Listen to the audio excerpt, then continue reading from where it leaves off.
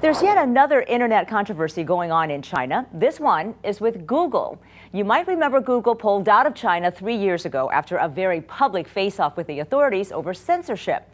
The company said it was no longer willing to filter search requests and moved its operations off the mainland to Hong Kong. Well, search is at the center of another controversy. Here's our contributor, David Bandurski, with the story. In March 2010, Google effectively exited China's search engine market. This meant its 30% market share was up for grabs.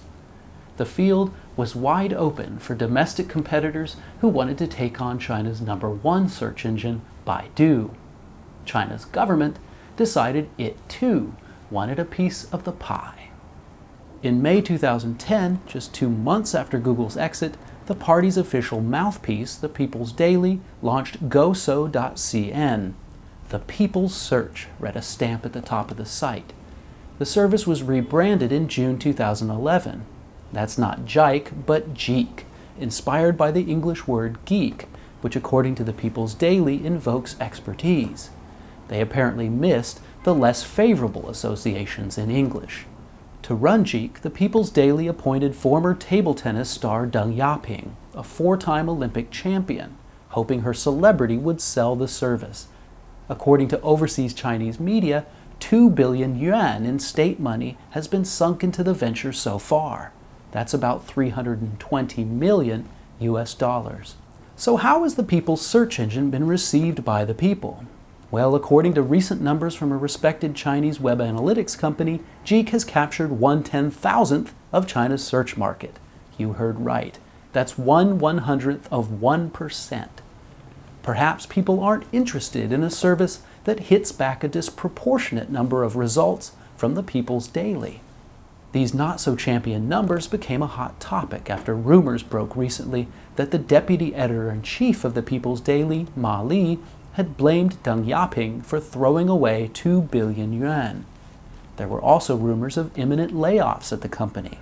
Rumors Jike was quick to deny. But the story took another turn as former Google China president Kai-Fu Lee, a respected IT expert with over 30 million followers on Sina Weibo, weighed in. In a now deleted post, he wrote, "I won't comment on the gossip going around, but how can the People's Daily use taxpayer money to build a search engine? Can a search engine succeed if you have no concept of the free flow of information? Why is the boss of a search engine company appointed by the Communist Party? If back in the day the US Democratic Party had appointed Michael Phelps, the swimming star, as CEO of Google, would it have outcompeted Yahoo?" Soon, Kai-Fu Lee announced on his Twitter account that he had not been able to post on his social media account in China for 3 days. Lee didn't specify why his account had been blocked, but it was generally assumed that his remarks about Jike had upset the authorities. Lee's remarks about Jike might have prompted a temporary gag on his Weibo account, but related chatter, including an image of Lee's tweet, was shared widely on Weibo. Look at this post, in which a picture of Deng Yaping is included with Jike's numbers, and the conclusion, Jike's usage is basically 0. One of the several thousand comments below read, "So whose black money is this venture helping to launder?" Users also railed against the censoring of Kai-Fu Lee. Any act of assigning guilt based on what someone says not only harms the party and the country, but is unconstitutional, one wrote. Kai-Fu Lee said the move against his account had not changed his basic outlook on social media in China. He wrote on LinkedIn, "Regardless of any setbacks and obstacles, I am confident that China is building up a significant population of socially responsible netizens who will make a difference to the future of China. I can't wait to return when my hiatus ends." So what are the lessons here? First, you can't make a search engine popular simply by calling it the People's. It has to be useful to the public, not just convenient for the leadership. Second, by trying to curb and control the conversation, you often make yourself look worse. And neither of these is the result you were searching for. In Hong Kong, I'm David Bandurski for LinkAsia.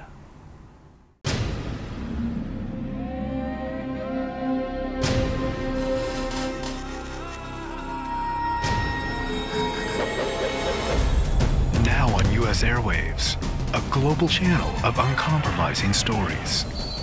World news, documentaries, entertainment, and culture. Link TV, connecting you to the world. For more information, visit linktv.org.